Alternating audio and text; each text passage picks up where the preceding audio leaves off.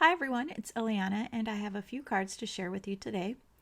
I am going to be using the Stampers Anonymous Blueprint Christmas stamp set and also the mini handwritten holiday stamp set. And I've cut down my cardstock using, I actually used a die. I used the large stitched borders rectangle set from Lawn Fawn. And I'm just stamping my image onto the little card panel with just plain black ink. I didn't even try very hard to get a good impression because I'm just going to be coloring it. And then I'll go back and I will overstamp onto the same image again.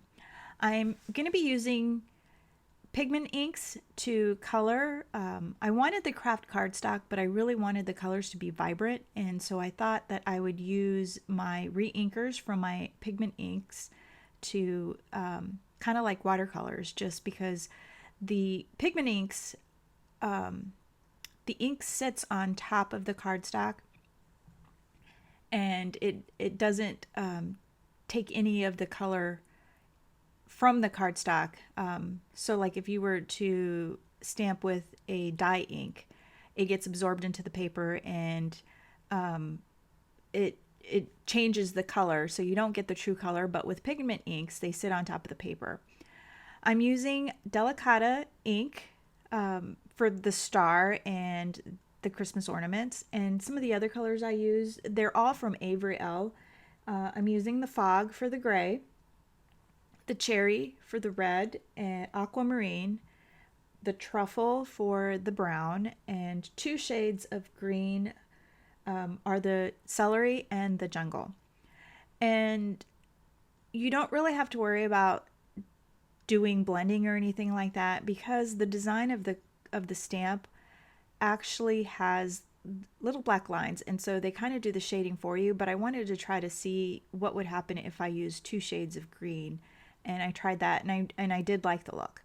This would be easy to do with mass production if you wanted to, because your ink on your acrylic block, your palette, it'll stay wet for a long time.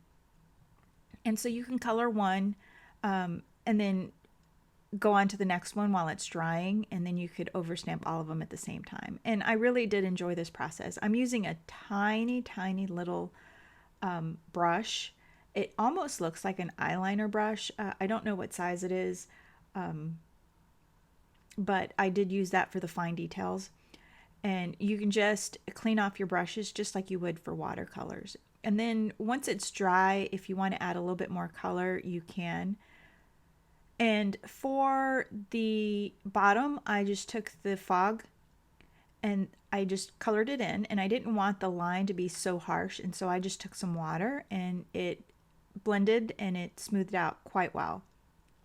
And now that I'm done with my coloring, I'm going to take my Versamark black onyx ink, and I'm just going to go ahead and ink it up, and it's going to look so beautiful. It just adds this crisp color to it, this crisp black to the front of the card, just stamping on top of the pigment ink. And I thought it was just awesome. So I do it a couple of times just to make sure that I get a good impression. And I found one of my magnets on the back side of my MISTI, so I had to remove it. But I did this with all of the stamps in this stamp set. I just did the same design because the pictures take up so much space on the front of the card. It's just an easy design. And I do that with, I use white for the snowman, just white pigment ink, and then various colors for the other ones. And so I made several just because I liked it so much. And now I'm putting the sentiment on, and I'm using that mini handwritten holidays from Stampers Anonymous.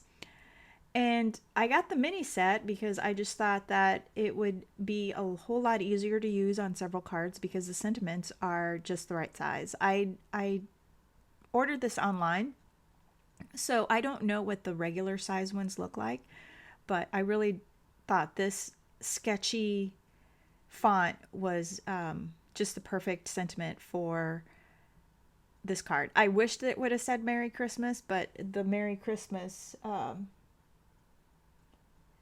was too big for this.